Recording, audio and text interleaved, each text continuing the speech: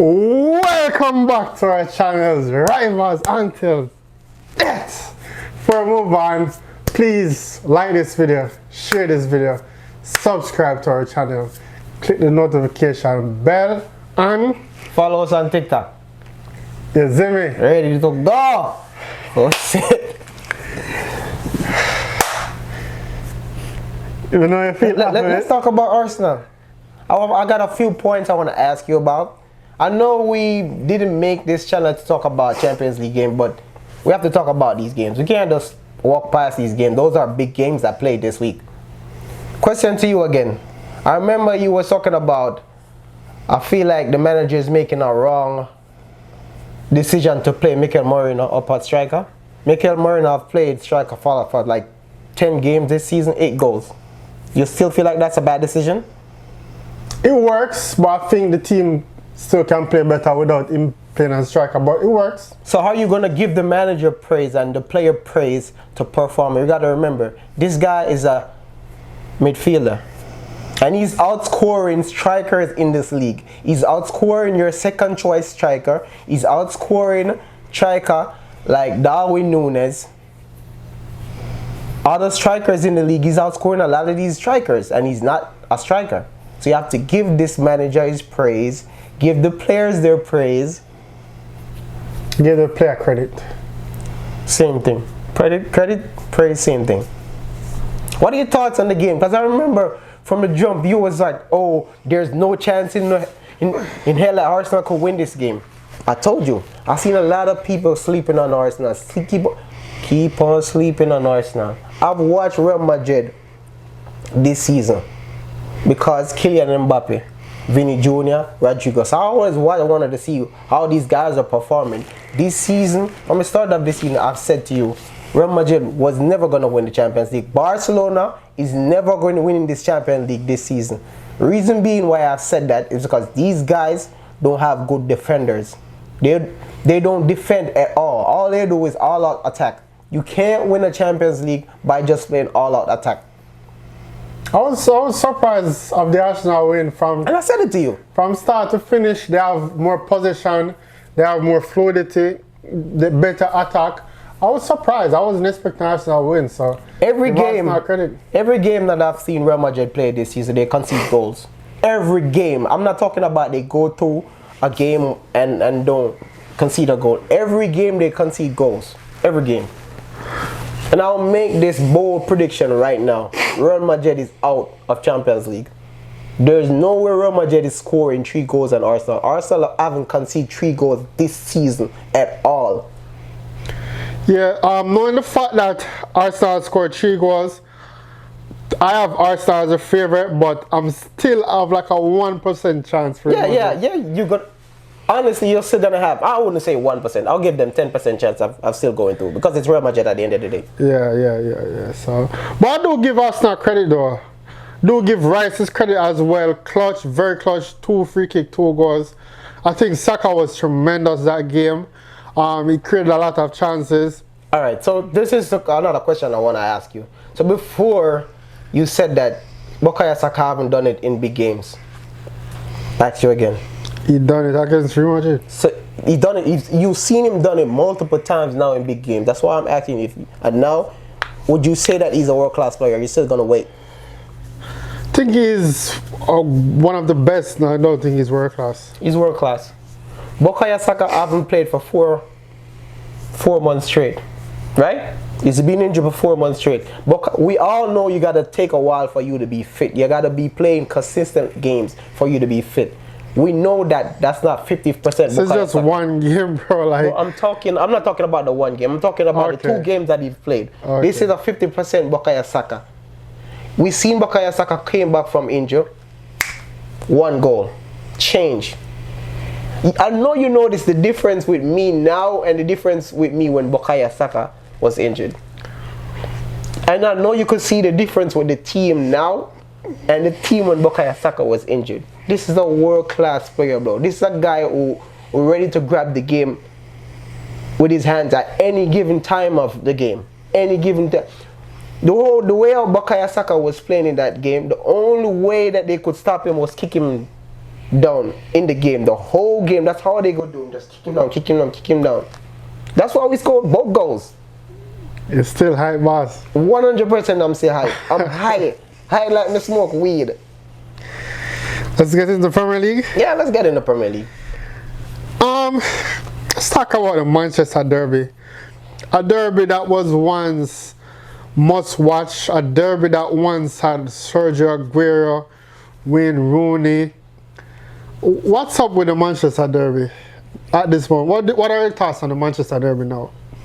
It's just plain that we're seeing that these guys are not ones that the team that there was. But we know that about Manchester United, but we didn't know that about City. City is falling off. Yeah. At the start of the game, I thought Bruno was playing well. I think he played well through that game. I was expecting a Manchester result, but didn't come. But I thought Bruno did well. Before, from ever since, I'm not gonna say I'm a huge fan of him, but I always have a little liking for him. The thing I don't like about the fans, I turn Manchester United fans. I've seen a lot of Manchester United fans hate on him, and I feel like they hate on him because of Paul Pogba, the black fans. Bruno Fernandes is Manchester United best player, I could say, from Since he arrived? Since he arrived, yeah. I don't see a better player than Bruno Fernandes. The only thing I don't like about them is when they put him up against certain players, like they put him up against Odegaard, they put him up against Kevin De Bruyne. No, but he's one of the better midfielders in the league. He's your best player. Yeah, I could say that. He's your best player, but he's not on the level of those guys. But I still don't understand why these guys don't like him. I understand that, yes, he might lose the balls a lot in the game, but he's the only one trying to do something. And he's the only one that's actually doing something too. If Manchester United need a goal, Bruno Fernandes. If Manchester United need assist, Bruno Fernandes. He's the only one stepping up for them. Yeah. So I don't understand why this hate on Bruno Fernandes. You guys should be praising Bruno Fernandes. Everton won, Arsenal won. You wanna take us through that game? One of the first time I've missed the first half of the game while sleeping. But I've watched the recap of the game. I watched because I have the what you call it, the thing on Peacock, so I can watch back over the game. I've seen it the first half. I've seen the last half. As soon as I turn on the TV, I've seen the penalty. How the hell that's a penalty? How the hell? There's no way that's a penalty. But would you say that's a penalty? Can I just talk about that for a minute? Yeah, no. To me, that's not a penalty. But I think it was poor defending from Miles Lewis-Kelly. Him should have been more balanced. So, but overall, that wasn't a penalty. Alright, this is the problem that I have with that decision or that situation. You know, in that same week, we seen Fulham, Virgil van Dijk, keeper. That same week, we seen Ricardo Pereira, who used to play for Manchester United, run through the box. The keeper take him out. Boom, no penalty. And look at what they give a penalty for the Miles Lewis-Kelly foul. It's not even a foul because both of them was holding on to each other. Yeah, so to me that's not a penalty. But speaking about that decision, do you think Raya did a good job in stopping that penalty? Because to me, he jumped way too early. That's the only fault of David Raya. He's not a good penalty step. Not just penalty. To me, it's set piece. Because what was the last? Set piece? What was set piece thing? The free kick that scored against him, poor positioning. I forgot which game. That's the only one. Plus this penalty where he jumped early. Another poor set piece. He showed fast on set piece at the moment. He's very poor on free kick. He's very poor on free kick. Very poor on penalties. For me, that's his only fault in the game. But shot stopping, he's one of the best. He's one of the best keepers. He's one of the best keeper in the world. One of the best keeper in the league. On the game though,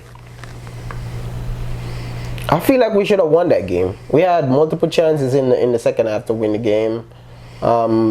We didn't start it. No, I don't think we didn't start Bukayo Saka. But the guys who was on from the starting of the game, they performed. Nah, I mean, couple of star players were missing, and they played like they're missing star players. I don't think. Yeah, we played like they come out and should have won that game. We played like we had our minds on the Real Madrid game, and we could see that we had our minds on the Real Madrid game. Yeah. So Brentford 0, Chelsea 0. Very disappointed, very boring game, very lackluster performance. This manager, he keep making mistakes. So he bench Reece, he bench Cucurella, bench Palmer, bench Jackson. This Brentford game is a must-win game. We have a good position in becoming top 5. You cannot rest so much players at one time. I think the game could have been different if you start the right squad. Not saying you could play every one of them because we have a game during the week. But say as soon as Jackson come on, you see and look more fluidity in the attack. And he keep on starting Nkunku. I think Nkunku showed enough where he should not be starting games like this. I think the manager dropped the ball. Question to you about that Nkunku. Sorry, but you feel like it's time for him now to go?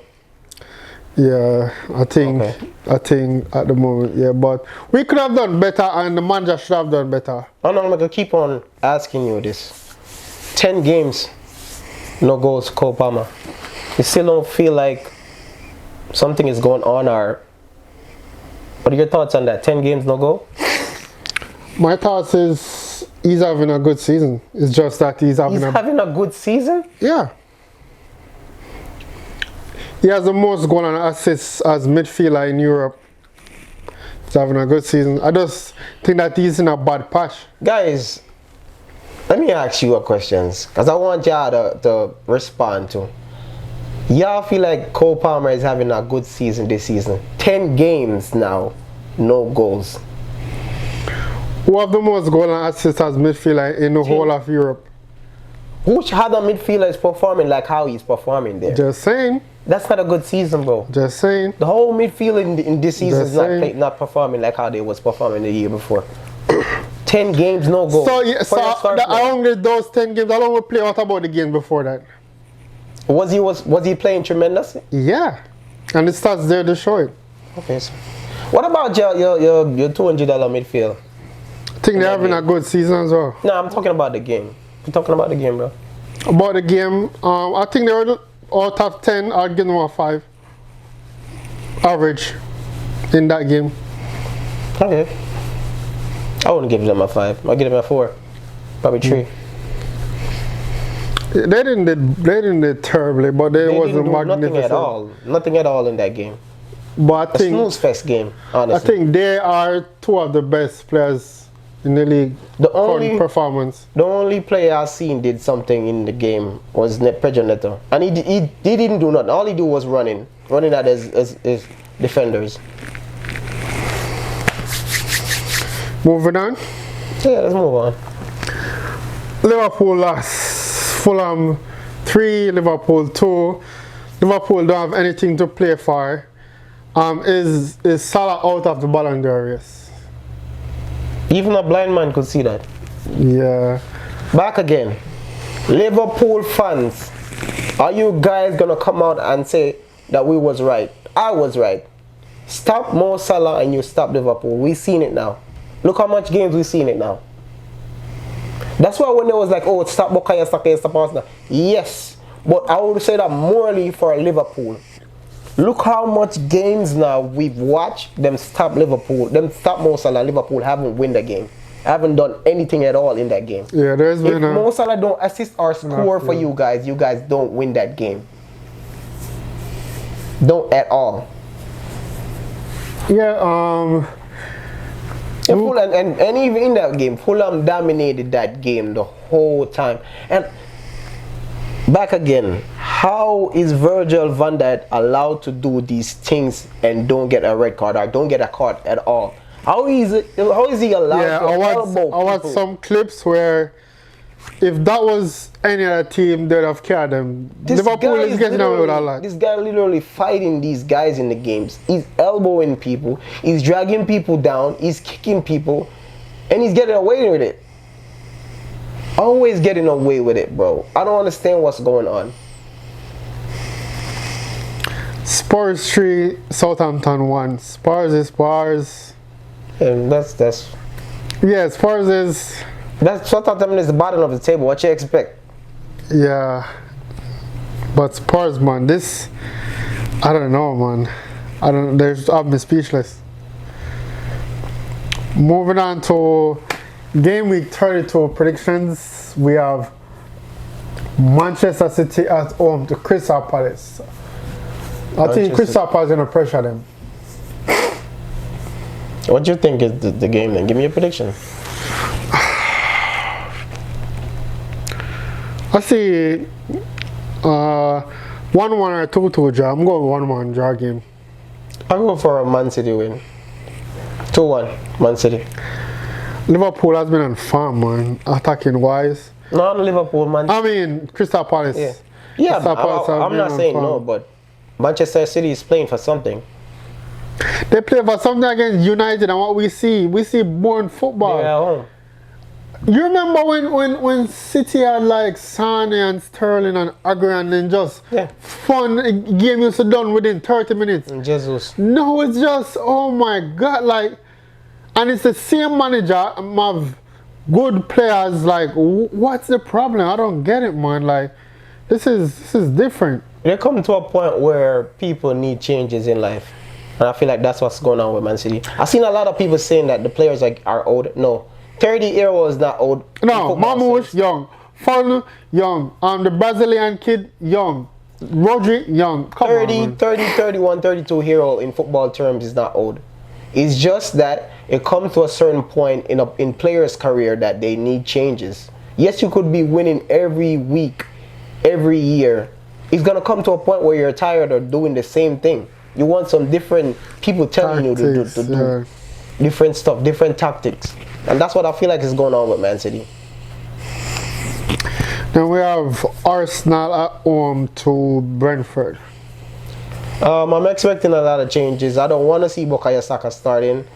If he starts, I don't really, he's going to be like angry, but I don't really want to see him start in the game at all, to tell you the truth.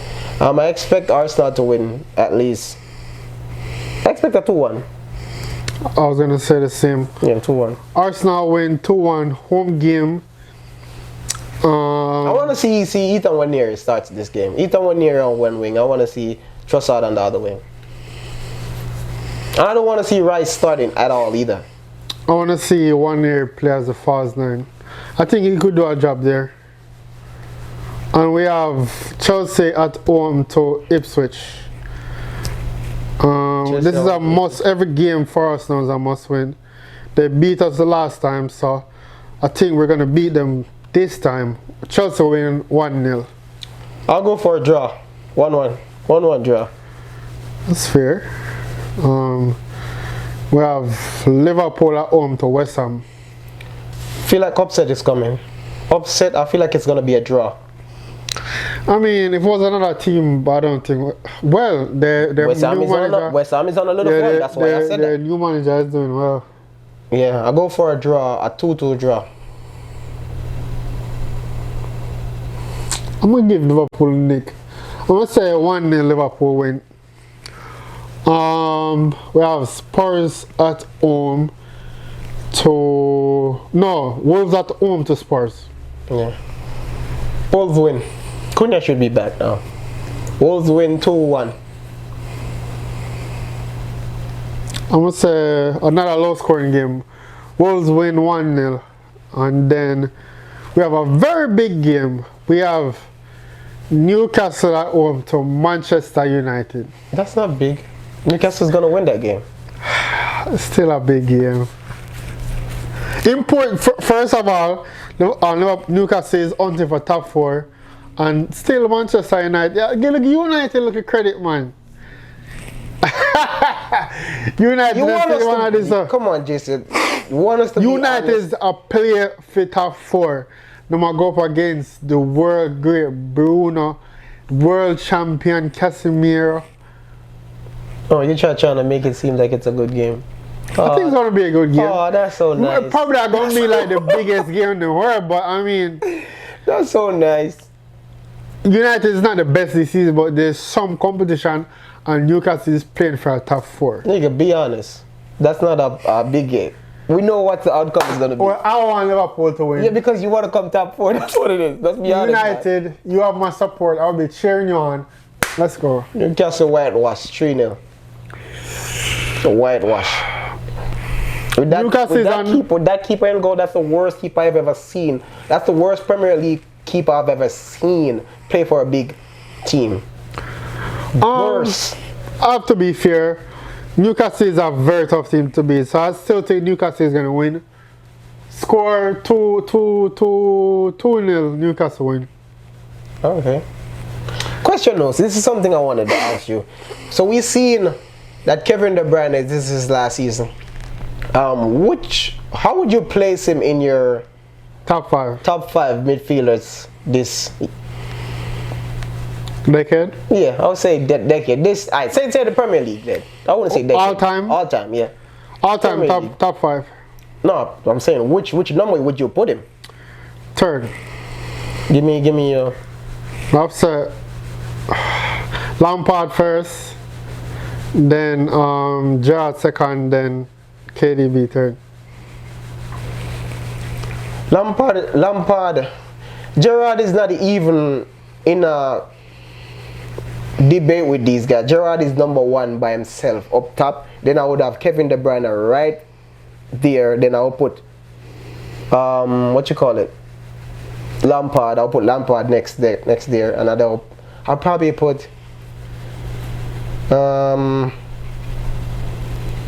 it's up for debate because a lot of good midfielders. It's a tussle to me between Vieira and Fabregas. Fabregas is up there too. To me in the top 5. He's not in my top 5. I'll probably say top 6, 7. 5. Come on, bro. Yeah, 6, 7 for me. Come on, bro. Captain of Arsenal at all young. Multiple time Premier League champions with Chelsea. Yeah, top 5. 6, 7 for me. Top 5. Fabregas, Arsenal captain, Chelsea champion, top 5. Yeah, 6, 7 for me. I would even put Yaya Toure over Fabregas for me. Premier League. Yeah. Okay. And that should be it. Yeah. Yeah, people, just keep support, and keep on subscribing to us, guys. Like video, subscribe, boom.